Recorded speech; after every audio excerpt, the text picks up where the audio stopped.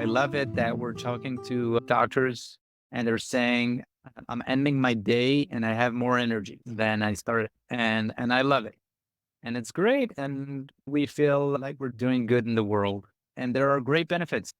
So go for it. I think it's amazing. Hi, guys, and welcome to the House Call Vet Cafe podcast. I'm Dr. Eve Harrison. I'm a full-time integrative concierge house call veterinarian in Los Angeles, and I help other vets to build their unique mobile practices on their terms. This podcast is for and by house call and mobile veterinarians, so it is meant to give our community a platform to connect, to share our stories, to lift each other up, and to support each other. Most of us work solo as lone wolves, right? So for me, it's been really powerful to be able to physically hear the voices of my colleagues from all over the world and to get a chance to feel that we truly are part of a community of very real other human beings who get it. While you may be alone in that little bubble of your own vehicle when you're on the road seeing patients, I welcome you to join our community by tuning into our own podcast when you're on your way to your next house call. Whether you're a super experienced house call vet with 30 years of experience, you're a brand new prospective house call vet just looking to get started, or you're house call curious, there will be something for you in this podcast. Each episode, you will hear interviews from other mobile veterinarians just like yourself who are doing unique and innovative things, vets who are sharing their stories, their struggles and challenges, and you can also look forward to hearing valuable information and perspectives from specialists and experts outside of our micro niche. And finally, if becoming a house call veterinarian is something that you've been thinking about exploring, or you're looking for some extra support getting your own mobile practice to feel more profitable and sustainable for you, check out the information in the show notes about my course and our above and beyond supportive private community for members only, plus our monthly group coaching sessions within the House Call Vet Academy. You can also check out my free public Facebook group, which is also called the House Call Vet Cafe, the same name as this podcast, and which is a warm and cozy community for mobile vets to support each other in professional and personal development, in creative entrepreneurship, and in friendship. So thank you guys for spending time with me today. Let's dive into the episode. Hey everyone, we have a really cool episode coming out for you guys. We have another dynamic duo to interview, and these are the guys from Kumba. So I'm really excited to introduce these two guys to you and to tell you more about Kumba. And this is going to be a really complex and interesting conversation. So I'm really excited for this one. So without further ado, let's introduce first Eyal Zukovsky, the CEO and co-founder of Kumba. Eyal lives in Israel with his wife, their 2 kids, and another on the way. Congratulations. I didn't know that. Oh my God. Yep. He's also a proud dad to Bella, a half border collie and Belgian shepherd. With several years of experience in the Israeli high-tech ecosystem, he's worked in various roles across the different companies. When COVID-19 started, Eyal founded Kumba, a scheduling and routing tool for mobile vets. I would like to say it's one of a kind. Very, very cool. And then we also have Dr. Barr Hadar with us, who is the co-founder and chief veterinary officer at Kumba. And he was previously had an end-of-life and GP in-home care practice out of his car in Hawaii. And Dr. Barr is currently actively engaged in the intersection of technology and veterinary medicine. He's also an epidemiology PhD candidate at the Ontario Veterinary College and part of a unique research lab that focuses on health informatics, digital health, and emerging technologies in animal healthcare. So welcome, Eyal and Barr. It's awesome to have you guys. We've been in touch for several years now, and I'm really excited to have you guys on the show and to talk about all the subjects that we're about to talk about. It's going to get juicy. It's going to get interesting. And I wanted to kind of open the conversation by asking you guys, what are your favorite snacks to eat in a car?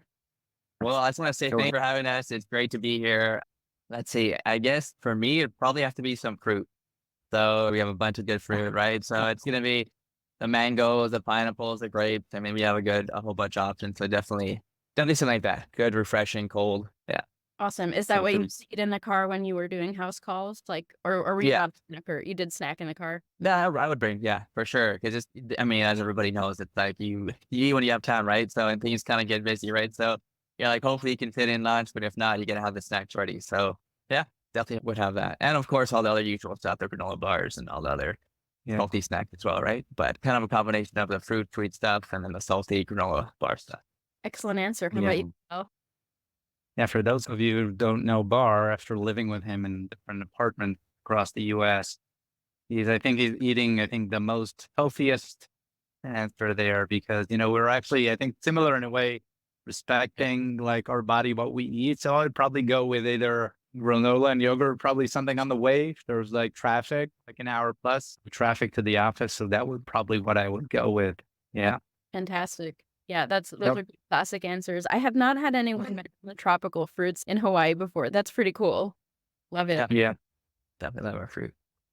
Amazing. So can you tell me a little bit about how you guys got involved in the house call world and with each other? Like, I know that you guys met in Israel on an ambulance when you were doing ENT work together. And I imagine that there's some sparks to get involved in the house call vet world for you, Eyal, and Barr. I know you already were doing mobile work. Can you guys tell me a little bit about the sort of like pathogenesis of the formation? How did it all start? Yeah. For sure. Yeah, I guess I can say so. This is after my undergrad, before I was applying to vet school. So I took a year off, and for half a year I was in Israel working as like a volunteer EMT. And so Eyal was a paramedic and driver in the area that I was staying in. And so we had a bunch of shifts together. So we had a bunch of overnight shifts, a bunch of calls together, and so we would go out and chat, talk, so we became friends. And then I would come back there, he knew my plan of going to vet school and all that. We stayed in touch over the years, and then he reached out to me and was like, "Hey, I started this house call company in Israel. What do you think about it?" And so, we kind of kept in touch. He goes, "How, are you a vet now?" By then, I finished vet school, so I was a veterinarian working back here in Hawaii. And yeah, and then he was like, "What do you think about this idea? And what do you think about bringing it to the US?" So I was like, "This is perfect. I'm doing mobile house call stuff. I'm doing veterinary stuff. I'm researching various technologies." And part of that, the PhD program, that's for researches, mobile technologies and digital health and all that stuff. So it fit really well. And I said, perfect. I think this is a great idea. And let's see what we can do with it. I don't know. Do you have anything to add? Yeah.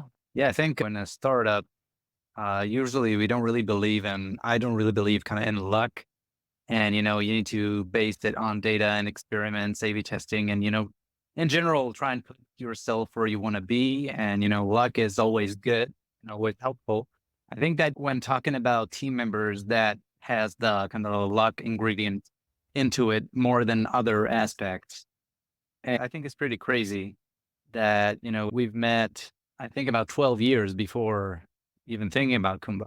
And what happened is here, and when we were, as you've mentioned, we've adopted Bella, and we lived in Tel Aviv, and we had our first son was born, and, schedule became more tight. And, going to the clinic just became like a hustle. You need to go there for vaccines. In Israel, you do it every few months. And this whole thing started when just, reaching out to a mobile vet who just started his business as an owner. Long story short, I just invited him and he started his business. I wrote it on the Facebook group of the neighborhood. And then we just had like 8-9 people who wanted it in the same window. And it was fantastic for everyone. And then we did like a bunch of pilots in Tel Aviv. And then I reached out to Barr and said, hey, and it was interesting because my birthday was in November. So he reached out, he said, hey, happy birthday. And I said, hey, Barr, where can I find someone who can help partner who is a vet in the US? And then it was just like pretty crazy that things turned out the way they did. And, enjoying the ride. That's also, eventually if it goes well or not, or anyway, you have like a good team. And as I told you in our last conversation, I think that we discovered that Kumba is a roller coaster in Tampa. And that's a good name for a startup. Yeah. We had a different idea like Kumbaya, people. Anyway, we had a different thing in mind, but naming your startup, there's a roller coaster named Kumba, then it's not a good indication. No. It's a roller coaster as is anyway. That's how Barr and I, then we flew to Chicago to have some pilots, and then that's how it evolved. That's amazing. I had no idea that, but I was wondering like where Kumba came from. I know that in general, the recommendation of like trademark attorneys is that you have a name that's like really kind of almost a unique creative name that nobody can really copy it. So I thought maybe it was one of these things that was just like really, it's very original other than the roller coaster. Yeah. but I didn't know like Kumbaya. That's actually really, really cool. That's cool. I'm curious. So you took Kumbaya and just shortened it. Like I'm really curious about the naming. Like where did that name come from for you guys? Yeah, sure. There's not Swahili, but another language, an African language that it says home, that it means home, Kumba. And we had in mind like a Kumba is Kumbaya, meaning part of the system today. And what we were thinking about doing is helping shape the supply and the demand. So now you're going into a specific neighborhood and you have like a bunch of pet owners who are in a way helping the mobile vet coming to the neighborhood. They're all in a way agreeing to be home or to kind of, they don't necessarily know about one another, but it's like a kumbaya of the neighborhood. And we tested it out in Chicago and asked people, and they said, we like it. And Barr, anything else to comment on the name? Yeah.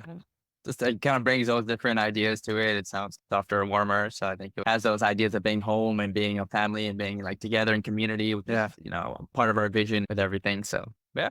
I think today, Eve, honestly, it's if someone would ask for my advice, I would say go with, when you're starting your company, go with something that everyone just understands, like Dave's Plumbing Services, and then rebrand when you need to. But it's just like, it's great. It's catchy. We liked it. It sounds great. We love the name, but people don't know what it is when they hear it for the first time. So if someone's starting their business, I would go with a very simple name. And once you grow and scale, then you can just rebrand. And I would go with that. Yeah. Today, I can say that. Beautiful. Yeah. Beautiful. I think that's actually very, very good advice. That is the advice that I give to my students, like participants in my training. That's exactly the advice I give. And it is contradictory to the advice I've gotten from trademark attorneys. I'm like, no, the thing is like, you need people to know what it is. But the thing is also like, and I love how you said you can kind of build and then rebrand once you have the following. I think that's a really, really great advice. And I also think that like the origin story of the name of your business is really beautiful. I didn't know that. There's a lot of meaning behind it and like double meaning. And I think that's really, really special. And it speaks to the nature of the goal and the sort of like the brand vision, which is unity. It's unity, it's togetherness, it's warmth. And I think that's really, really beautiful and sincere. So I like the name. thanks, Dave. Thanks. Their name. It's the wrong word for their brand. They're the ones who are rest. Not exactly. Yeah. Come on. What are they getting there? Yeah. But I mean, you can always rebrand, kind of as you mentioned, like rebranding is always possible. Absolutely. And I talk to my students about that as well. There's also ways with your tagline to make it clear what you do. And Exactly. this is so fascinating that we're talking about it on a meta level. You know, like you're serving house call vets, but we're also talking to house call vets who are building their own business and like learning in their own ways too. So this is really, really cool. Thank you for your transparency in that kind of thought process. And like already we're getting kind of like lessons learned from you guys. So that's wonderful. Thank you for that. Can you guys tell me a little bit about what Kumba does and how exactly it helps house call vets to do what they do and to remain independent?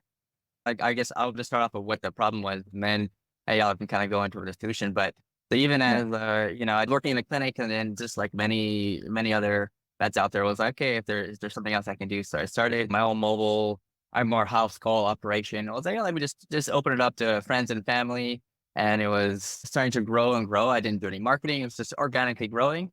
And then it started getting to the point here on island, it's not, I am limited in I guess my working area. So can't go too far, but still like getting calls here, trying to organize it. And it's all like kind of in my head, right? Where am I going to be? What part of the island am I going to be in different areas? And then bouncing back and forth, trying to organize, can I do online calls? If I'm in an appointment, I didn't have any, obviously online scheduling. I was just using a Word document from a notes and kind of keeping it real basic. And so we're looking for a solution that can help organize it into a more efficient system. So clustering, is there a way that we can cluster the appointments? Is there a way we can kind of have primary client schedule online? So I don't always have to be available on the phone, or, I don't have to have an assistant. And so that's kind of where we're hoping Kumba can kind of help you grow and start, right? You're like, how do I keep it efficient and not just bounce around as I start to grow, right? I had to kind of actually keep mine from growing because it was getting too big and I just didn't keep everything organized. So, and then that's when I jumped off into doing other things. But I'll let Eyal kind of explain how our system helps do that. But that's kind of, the idea of like, how can we help you grow and start the business without being like, shoot, what am I going to do with all this operation efficiency issues? So I think what Barr is saying is what we used to call burnout 2.0. So you experience it in the clinic, and then you start getting calls from all over, and then you experience burnout 2.0 because the demand is super high for in-home care. And then we just saw mobile clinics just driving from one side of the city to the other. And eventually they just, they give up. Not all of them, but it's hard for them to kind of spend a lot of time on the road. And it's a pain point, I'd say that. Yeah. So what Kumba is trying to do is, going to some technical, but we're kind of integrating to the practice management software and kind of an AI scheduling layer on top of the practice management software. And then there is a lot of interesting data. So who are your customers? When are they used to scheduling appointments? Who is the kind of a client that likes to chat? And then if you think about it, you can really try to foresee the demand.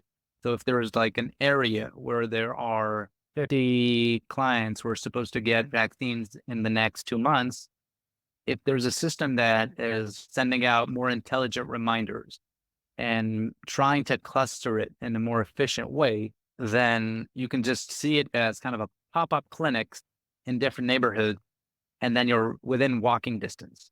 So we actually in Tel Aviv, we got to efficiency levels that were even very close to brick and mortar. And yeah, for those who wanted it. We had vets on scooters. I would go around on scooters within the city, and they were, it was fun. Yeah. I'm going to just interrupt and say, I think most house call vets don't want that level of efficiency because we don't want to be right. I know. Exactly. I love that you said for those who want it, that it's an option. Right.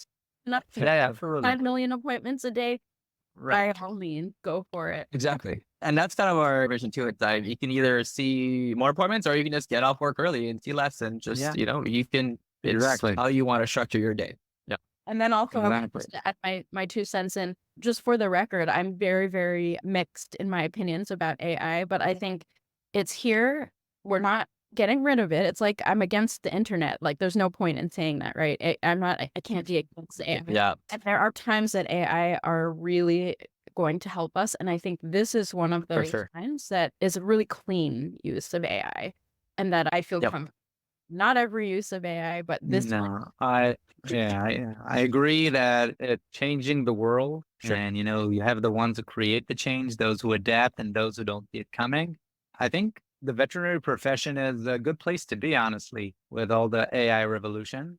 We have a lot to benefit from the AI revolution. I mean, I think we always see a learning curve, but I think there's a lot of room in a lot of areas where we can benefit. So I think it's exciting overall. Also, they're not going to be replaced with AI, which is a huge problem, I think, in the world that we're going to deal with. But anyway, so that's kind of the core of what we're aiming to do, make it more efficient. And I love it that we're talking to doctors and they're saying, I'm ending my day and I have more energy than I started. And I love it. And it's great. And yeah, go for it. Like we feel like we're doing good in the world and there are great benefits. So go for it. I think it's amazing. And obviously we're here to try and help you guys. Amazing. Yeah.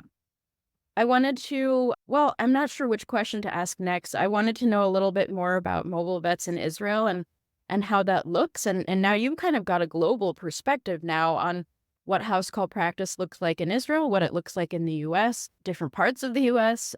I'm curious what house call practice looks like in Israel, since that's where you started your roots. And also, I just want to hear more about Kumba. Like, it's such a unique thing. I haven't seen any sort of technology that quite automates the routing service, like the routing for veterinarians. Yeah. So I think it started. So we had as I said, this was a roller coaster. We've tried everything. We've made a lot of mistakes. Anyway, it started from kind of the story I was telling about Bella, and it was pretty amazing. It was an amazing experience for the owner, for the animals, right?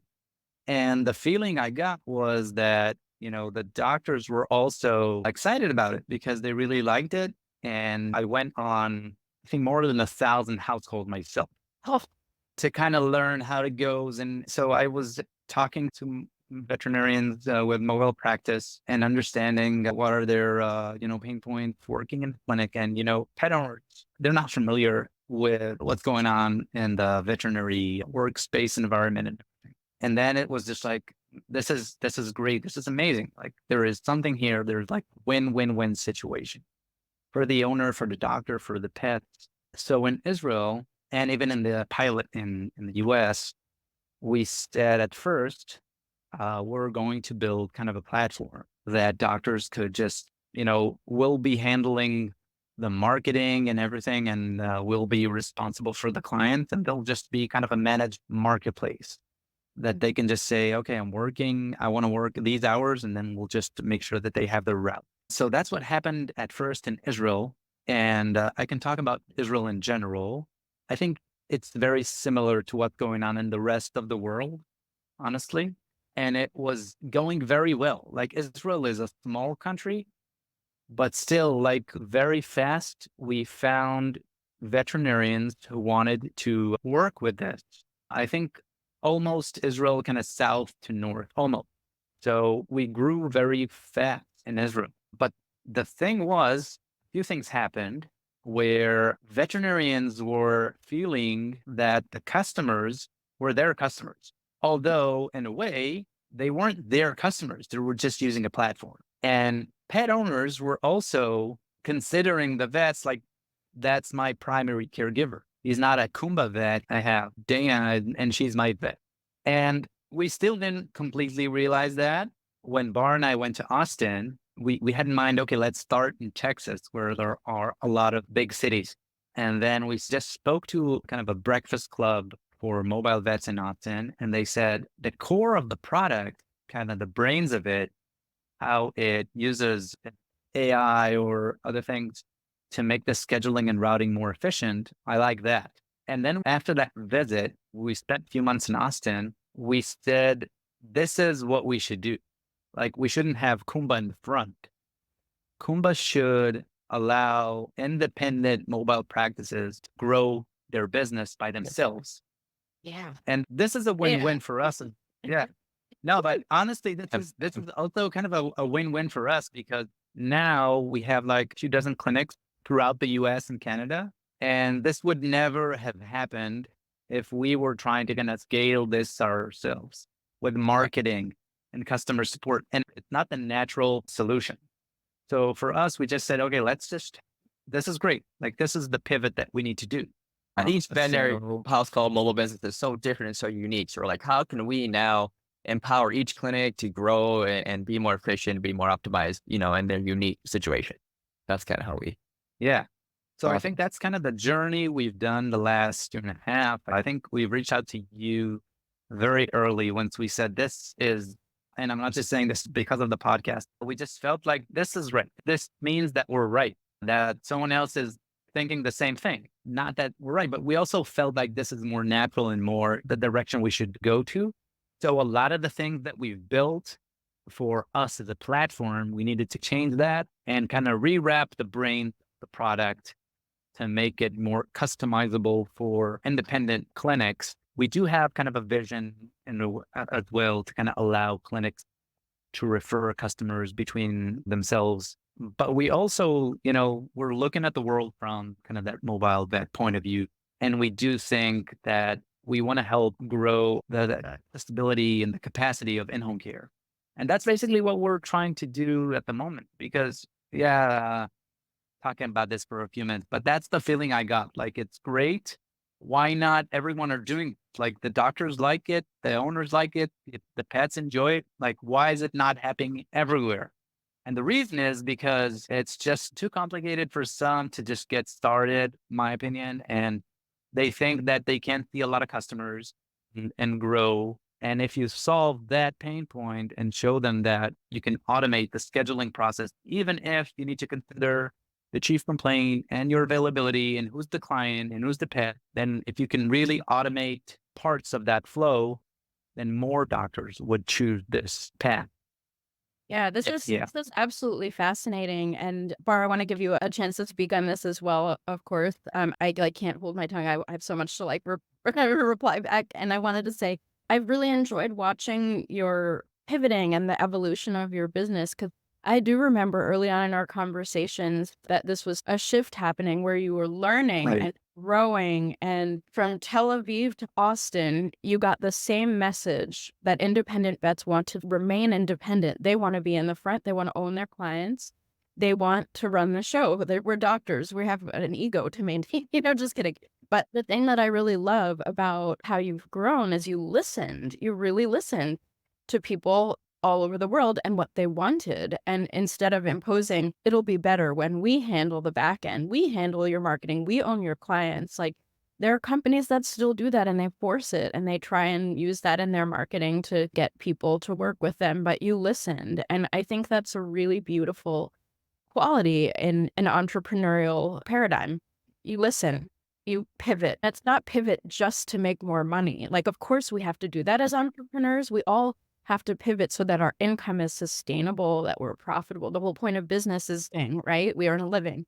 But you listen to what your clients wanted, and you did that very gracefully. And it was slow, but you've done it slow and steady. And I really have admired that process that I've observed you guys go through. And I also, again, want to really honor and commend you for your transparency and sharing that process and that learning curve and honoring the actual will of the independent vets who you're serving. Like, you're listening. That's what they're saying, and you're listening. And I think that's very rare. And that's why I can get behind what you do. And I really respect what you're doing too. Hi, my name is Jonathan Lau. I'm the founder of O3 Vets. One of the challenges of being a mobile veterinarian is that you have a more limited toolbox to draw from. At O3 Vets, we put a powerful tool into your toolbox by providing ozone therapy equipment designed specifically to help the mobile veterinarian treat those tough cases. Ozone works as a redox molecule to help decrease inflammation and improve cellular communication. This has an incredibly beneficial effect on a variety of conditions, as demonstrated through the hundreds of scientific studies available. If you would like to join thousands of veterinarians who've experienced the power of ozone therapy, you can visit o3vets.com or call us at 517-925-8148. If you mention this ad, you'll get access to our online training course with the purchase of your ozone equipment. So on that note, Barr, I wanted to kind of hand it back over to you. Oh, sure. Yeah. So I just have one comment about the Israel thing. So Israel, even, I know everyone here asks, about revenue and income of veterinarians. In Israel, the average income for veterinarians is even lower than in the US. And cost of living is the same or higher, right? So we've had actually many vets that were just like, oh, wow, I can just, when they tried out from in the beginning, they're like, wow, I can make, the amount of revenue doing some mobile house calls, which is way more intimate. And, in a few days, which is, how much it takes me about 2 weeks or a month to make that same amount of revenue in a clinic. They still have the same burnout. They have the same, work-life balance issues, right, as everyone else. And what was neat was we actually had some vets that got out of clinical practice. It's not uncommon, as we all know. And then when they saw Kumba, they said, this is a nice way to get back in, to, get my hand wet again, start seeing clients again, get my hand on patients. And so it was really neat just to see them be like, you know what, now I'm going to go back into clinical practice. And there's a way to do this that where I don't have to get burnt out, where I have more flexibility. And just to see them being empowered again and see them be like passionate about doing more clinical practice in a way that they wanted to was kind of neat. A lot of them are like, how do I start? And you work with a lot of new clinics being made. And so a lot of them are like, how do I start it? Gary, where do I go? And then just kind of being like, oh, I have a way to have people that have done it. I have a way to do it that's easier. I kind of get my hands wet and kind of ease into it and grow slowly. But it's kind of nice to see, okay, yeah, another way to get back in and do it in a more sustainable way. Right. So, yeah. I also think one comment about what you said, Eve, I think, on kind of entrepreneurial side, you need to fall in love with a problem, not fall in love with a solution. And I think what we're doing from day one and what we're doing today, we're still trying to solve the same problem. So we're not attached to any solution. We're still trying to make healthcare more accessible. And we think that it's good for owners, doctors, even for brick and mortar clinics, honestly, and for the animals. And we're just doing it in a different way that we think is the right way. But what we're trying to solve, it didn't change. So fall in love with the problem, not just a solution. And that's why it's easier to shift directions and find different solutions on that journey. That's really interesting. I've never thought about it that way. And I think that allows you to remain flexible and dedicated to the goal, right? Like, I never thought about that's interesting. I sort of like have almost like a negative response to falling in love with a problem, but I think under it is actually commitment to Right. a solution, but not an attachment to the solution that you think it is how I need to reframe it in my mind so that it's more recognizable, but it's a very, very interesting perspective. And to some people, it may be that that language speaks to them, like fall in love with the problem, get obsessed with solving this problem, and Get in love with the challenge. Yeah. be willing to shift. If the Uh-huh. solution you thought it was isn't, then you move and you change and you shift. And that's so very relevant for house call veterinarians who their clients may not want what they think they want. Like I have, for one example, one very recent example, it's been on my mind is there are some vets who like to write really long discharge instructions or really long summary, and they feel that is good veterinary medicine, but maybe the client doesn't want that. Maybe that's not what the client needs or For wants. sure. Like we think we're solving a communication issue by writing it out. And I'm not a person that should be bitching about this because I'm a person who's very long-winded in my writing. Like that's how I want to communicate, but I've learned Right. like, And that's what you want from your doctor, right?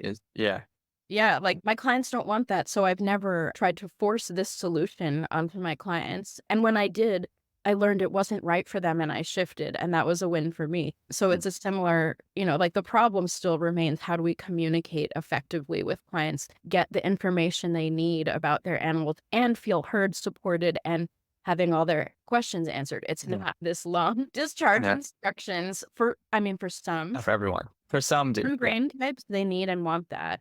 Majority of clients I've found in my house call practice, I've seen a majority don't want that. So yeah, just a little insane. example from my world of that. But that's such a very, very interesting concept. Eyal, thank you for that. Bart, do you see any kind of major differences between geographic? Like we've seen in Australia, we've seen US, we've seen Israel. Yeah, honestly, you have the minor things here and there different, but for the most part, same issues. We're hearing the same issues with veterinarians, finding, the burnout, the work-life balance, the flexibility. I'm looking for something that I can be more sustainable and that I can build my own. Same kind of issues, though. Dealing with client I think that- communication, routing, scheduling, all that stuff. Yeah. I think we've seen some cultural differences between, the pet owners.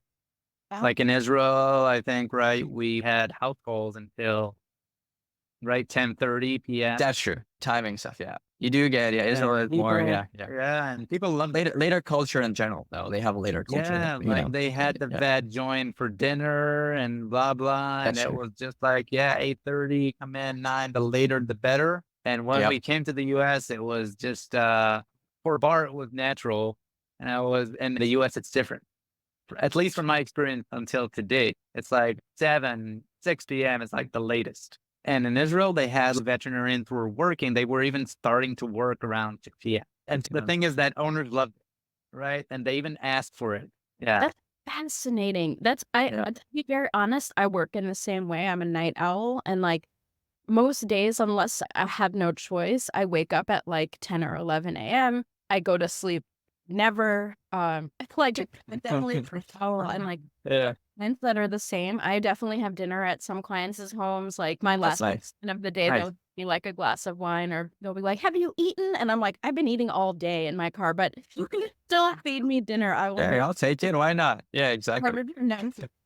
It's very interesting, and like to me that's a quality of house call practice in general that I think is really beautiful. Like that's my chronotype. My chronotype is, I think they call it a bear or something. There's 4 chronotypes. It's very, very interesting. There's a book. I'm blanking on the name of it, but there's like dolphin and bear, or you're a night owl, or do you wake up early? Like there's all these like sort of sleeping patterns and how you move through the day, preferred timing. And I think that house call practice in general allows that organic, natural chronotype to express itself and the clients that are on the same chronotype with you.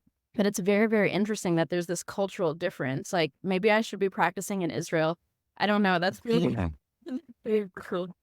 Yeah. That's absolutely fascinating. And that's the kind of like cultural difference that I'm really, really interested in. And I also had one more question before we do a little bit of like a hard pivot. We're going to shift the conversation to get a little bit more serious in just a minute. But before we do that, I mean, the conversation's been serious, but So before we move on, I'm curious in Israel, what is the cultural relationship to animals? Like here in the US, there's this sort of new generational thing that's like our animals are our children, or we love them and we provide the best care we can. It's not that way everywhere. Do you think there are elements of that in Israel? Is it similar in that way? Are people more obsessed with their animals there? What's it like? Bar, what do you think? I think super obsessed with animals. Like in Tel Aviv, you go to like a Yeah. restaurant, they'll give water to the dog before they ask you what you want. You know, like Yeah. you can take pets everywhere. It's super, super animal friendly. I have an interesting story. When I adopted Bella, we used to work at WeWork, and I took her to work every day. And one time I met my wife for dinner in a restaurant in Tel Aviv, and it was Indian restaurant, but it was pretty fancy. So I told her, let's sit outside because we're with Bella. Like, I don't want to go in and, bother people with the dog when they eat. And then the owner came out and said, why are you guys sitting outside? And I told him, no, I'm with a dog.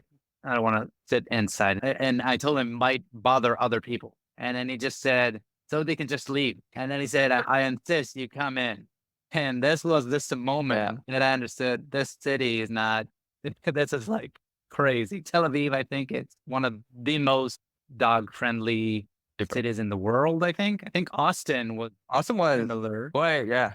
We saw some, on the malls and stuff. Here in Hawaii, we see, everyone, you got pets everywhere on the beach, restaurants everywhere. So it's luckily we live in areas for sure that are definitely very animal friendly, very pet friendly. Yeah, but obviously it's not all over Israel. Tel Aviv is very international, very universal. So you have town cities that they're not used to having a dog in a restaurant and all that. So I think it's kind of a normal distribution, same as everywhere around the world. But yeah, I think it's growing similar to other places as well.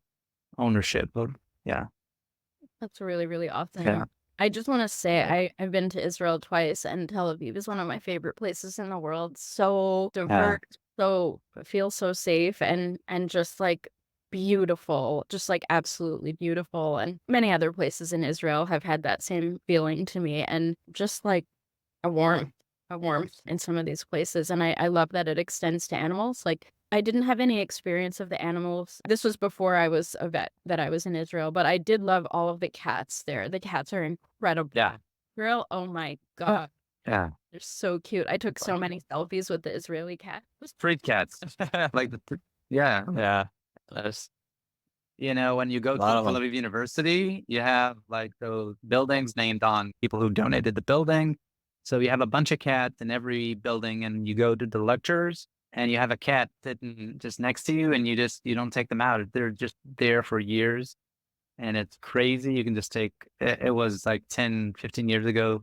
You sit down for a lecture, you have a bunch of cats sitting down with you on the chair. So the street cats, I think all over Israel you got those spots where people feed them. It's just good weather. So they just thrive. Beautiful. That's right. Yeah. Amazing. So, okay, so here's the hard pivot. If you guys feel comfortable to speak on this a little bit, we can't really talk about Israel right now without, understanding that we're looking at a war. And I'm curious if you guys might like to be able to freestyle, just like what's it like in Israel right now during the war? And also just a trigger warning for anyone that's listening. I cried when Eyal told me this in our last conversation, and I might still. But I know your aunt and uncle were killed on October 7th Yeah. on their kibbutz, and their bodies are still in Gaza. Would you talk about that a little bit?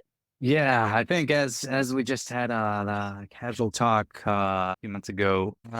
Casual. Yeah, we're emotionally This process so trauma in a different way. I'll just say that. yeah, exactly. Yeah, so the thing about October 7th for us, I think as a company first, Barr and I were in San Francisco like 3 days before, and everything was going very well. We just, you're working, you're pivoting, you're making those adjustments, and you start seeing like those fruits of the hard work. And then I think I got back to Tel Aviv, he got back to Hawaii, I think October 4th, something like that. I know if everyone are aware, but on October 7th, there was kind of a attack on the south towns, on Kibbutz on next to the border with Gaza. And my aunt lived there, my mom's sister, and my kids and I were actually supposed to spend the weekend there. But then when I was in San Francisco with Barr, my wife called and said, we should go to Eilat. Eilat is like the southest city in Israel, similar to Vegas in a way. And, I don't usually go there. And then I said, why should we go there? It's just, it's touristic and stuff. But she insisted. And we were in meetings and I said, you know what, whatever you choose, let's do it, like book a hotel. And then we went to Eilat for that weekend.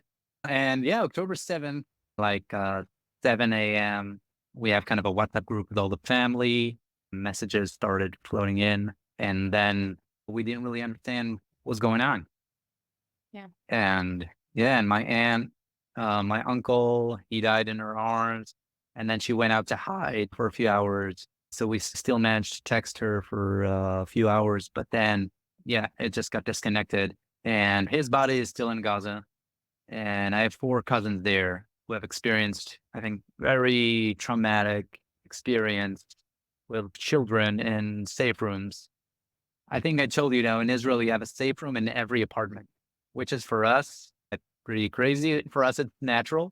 But talking to people from abroad, it's like, wait, why do you have a safe room in every apartment? And, when you start thinking about it, it is a bit, not ordinary. So October 7th was a shocking experience for us. I was in Israel, the military service is mandatory. So I was in the military for almost 8 years, and I got called to reserve duty for a few months. Honestly, last 3 months I think Barr can kind of testify, was kind of disconnected with everything, just focusing on this. And I think also all of the clinics working with us, I've sent an email like on October 8th explaining the situation. And what's now in Israel, I don't know exactly where it's going, but it's mostly sad, I think, for everyone, both sides. Worst. Yeah. Yeah. Like, we can analyze it, we can discuss, right, what, driving this whole thing. But it's like, my opinions. I mean, you have Hamas, you have other movements around the world. I think this whole thing started because, my opinion, Israel and Saudi Arabia were getting those kind of normalizing the relationship. And you had peace agreements with other countries in the last few months, last year plus. And I think this whole thing is trying to kind of stop it. You got extremists on both sides that are trying to pull people from the middle. And they're actually successful. With October 7th, they were successful because people who are believing in good, it's harder for them to continue doing this. I told you, right, that they went out in those towns, kibbutzim next to the border. They had people who were human rights activists, and they were actually taking people from Gaza to Israeli hospitals on a daily basis. And even these people, it's hard to kind of remember that people are good in essence. And so eventually education is the solution to all of this, right? It's just going back to a startup because it's a good example, right? A startup should not educate the market because it's too expensive, but countries should. So this is a problem for the world to kind of go in and spend a lot of money on education because there is no other solution to that problem. I was in Gaza. I told you the educational books. You're educating the Hamas civil arm, also Hezbollah up north. Their civil arm is stronger than their, in a way, military arm because it takes people from when they are 2, puts them in kindergarten, then schools, and then takes them up to when they're 18 in their educational system. And then they're only, not their only, but, I wouldn't say natural, but it is part of their path to become part of those organizations. But it's only because they're offering free education and meals and stuff. So until we get a different educational system, alternative one, then this is going to, last for, if you really want a solution, that's the only solution to really solve the problem. Thank you for that, Eyal. So very, very complex. And there's miseducation on all quote unquote sides. And I love that this is not about sides, it's about humanity. And even as someone who's lost so much in your family, that you have such a, honestly, humanitarian and realistic perspective is really beautiful to see. And I think education is everything of extremists on all sides. Right. Thank you. Thank you for sharing this very, very sensitive content right now. And I know this is like definitely veering off my usual subject material on this podcast. I know it's triggering to many. I know a lot of people won't like it. And I think, as I kind of always say, that the people that do like what you're doing, the people that relate, the people that can see eye to eye with you will find you. And the people that don't like it will fall away. And that's for the good of everyone. But I think everyone deserves a voice here. And so thank you for sharing yours, Eyal. And Sure. I'd love to hear kind of how things are going in Israel that you've observed, given that your company and everything you're doing heavily involves Israeli people, Israel itself, and how are things going in light of the war? Yeah, it was obviously, like Eyal said, super, super tough period to obviously see him, my business partners, to see my dad's side of the families, all from Israel, to see all of them just super involved and super distracted and super sad and depressed about the whole situation. So yeah, definitely, it was super tough period, just trying to keep things going, just chug along forward and just hope that in the future things will start to settle down. And hope that eventually it will lead to some sort of better outcome, right? For both sides, for people within Gaza, Palestinians, for Israelis, for everyone involved, and just trying not to lose sight, like you said, of humanity, right? And trying not to take sides, being able to get in mind to know that there's not one right, one wrong. There's a bunch of things involved. It's super complex, and there may not be one easy answer, one easy direction to pull us out of this, but hopefully eventually there'll be mistakes and stuff, but hopefully eventually we'll get to somewhere where there's a positive outcome for everybody. Yeah. So, just trying to stay as positive and as focused as you can in the different visions of your life. So personally, humanity within the company, just pushing forward, focusing on how much we can help others and in our vision within the company and within, what we hope to achieve. Yeah. Yeah, that's beautiful. Thank you for that nuanced perspective as well. And then, I just wanted to honor your aunt and uncle, and may their memories be a blessing. And also I wanted to say the name, Doran Steinbrecher. She's a vet tech from Israel who is hostage right now. And we don't talk about her in the United States. Is anyone talking about her in Israel? I know that the conversation about the hostages is much more accepted in Israel, not so much here in the US. Yeah, I think on a daily basis, there are protests and all the families of the hostages. And I think, all Israelis, obviously, we're engaged with this. And, this is just what people are talking about, getting the hostages back. So counting the days, counting the hours that they're there. Yeah, I think it's kind of the top issue that people in Israel are discussing. So, yeah. Yeah. It's heartbreaking, and it's just so, it's tough to see this. Yeah. That the hostages never can. Yeah, the suffering all around is quite heartbreaking. And thank you guys for discussing in such an open space and for kind of helping to bring some of these issues to spaces that may not have this conversation happening. I do think it's important. I think it involves our professional community in ways that we haven't been talking about. And so thank you again. This is a very, very meaningful conversation. And I wanted to wrap it up here on not such a grave subject. Are there any messages that you'd like to share with the veterinary community here in the US, or global? We have global listeners, either about Kumba, how you can help, advice you might have for staying sane during times like these, or how about you? Yeah, no, kind of just echoing what you both were saying, but basically, now I think it's super exciting now. There's so many tools, we're just one of them. There's so many tools that can help you run your practice more efficiently, save on medical records and do all kinds of different things. And so many resources like your academy to start your own business, that it's going to be easier and easier to start your business, run your business, and then do it more effectively too, right? And kind of help you with decision support systems, routing, do your records. There's so many different things to do that I think it's an exciting time in our profession, and to start a business and to be able to build your own clinic and your own practice how you want, right? And to have your flexibility, have it be in your vision. So I say, yeah, definitely go for it if you're looking to start one. And we hear only good things from the people that have been starting their clinics and want to help to grow. So super exciting time, I think. Super exciting time. Yeah.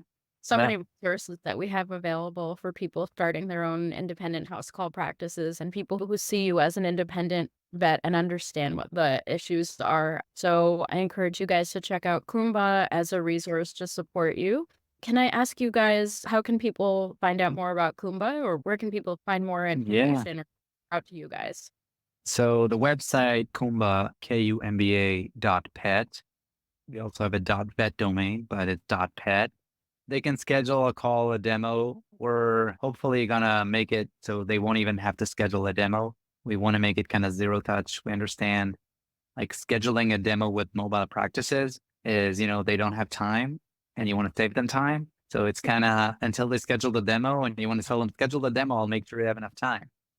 But so we want to skip that part, but meantime, it's still not explaining itself, I think, as good as we want it to. So just schedule a demo. There's my number, Barr's number. We're very responsive. We're also, I think, working very close with our clinic. We have kind of a WhatsApp group with each of them. With your practices, like mobile clinic? Yeah. Yeah. So each clinic has like a WhatsApp group. Barr is there, the COO, the CTO, parts of the tech team is there. So, and we also have another startup. It's called 24/7 customer support, and everyone gets a good night's sleep. So Israel and Hawaii, with the different time zones, then we're giving kind of 24/7 coverage. So we're trying to be very responsive. Even if we get something during the night, Barr gets it. And, the tech team is also available. So yeah, I was saying that. Don't remember why. Just, basically, yes. Kumba.pet. Send us, you can send us demos, send us an email. Our email's on there. Shoot us an email. And yeah, we're happy to chat. Regardless of even if it's just starting and you want some tips, we're here. We want to help in any way. Even if it's not with us, we're happy to help. We've talked to, hundreds and hundreds of mobile vets by now. So we're always, happy to be a resource if we can help somehow. Seeing kind of best practices on how people market themselves and how they do good things. So we're kind of a good base of knowledge as well, I think. Yeah, fantastic. I guess I also haven't really told people that I also have 15-minute free consults if you want to book on my page too. So there's, between all of us, like actually quite a bit of free information going on. Right. We're also available. So thank you for what you're doing for our community and for seeing us and being responsive to the needs of the community. And in closing up this episode, which I don't want to do because we have so much to talk about, like we touched on AI, we touched on the war, we touched on we touched on a lot of shit. We can talk about this forever, so we love it. Yeah, we can have another episode. Depends on this man. We're gonna have a follow-up episode. Yeah, we very well might. Yeah. So thank you guys for being here, and I wanted to give you a courtesy beverage since we're in the House Call Vet Cafe. Can I take your order? What would you like to order in the cafe? Oh, in the cafe. Let's see. I'll get a mocha latte, please. You got it. All right. Perfect. Thank you. But you will. Non-alcohol, right? No, okay. Oh, you can have alcohol. Probably go with cafe. Oh, is it a bar? Wine bar. I just, you know what chai latte is? Yeah. So it's like tea with milk. So I just started this almost every evening, and it's perfect. Like chai latte with some honey. It's perfect. Really. Amazing, guys. Thank you guys so much for being with me and having such a candid, open, and vulnerable conversation. And we will be sure to be continuing this conversation, whether it's on the podcast or beyond. And thank you, everyone, so much for listening. I know this was a difficult episode, a deep episode, and we touched on a lot of stuff. So thank you so much for staying with us, and we'll see you next. Thanks, everybody. Thanks you for having us.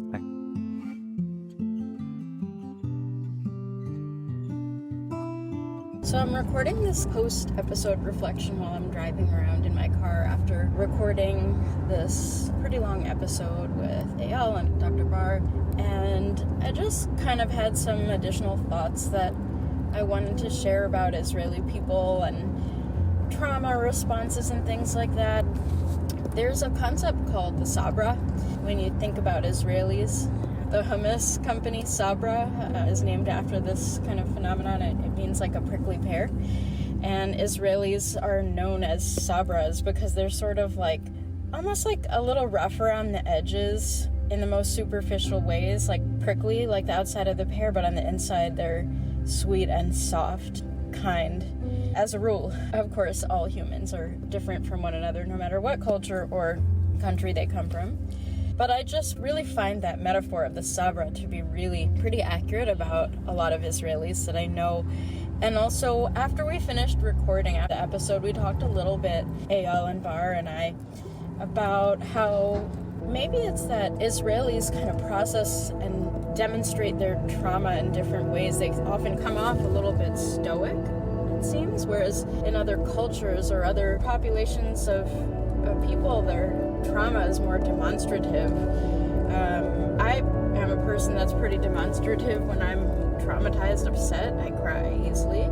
But I don't know that a lot of Israelis are demonstrative in that way. It may be a cultural thing. It may be a trauma response, holding it in, a survival mechanism, this sort of stoicism. And I think that because of the stoicism, people don't necessarily understand the depth of the experience that Israeli people endure.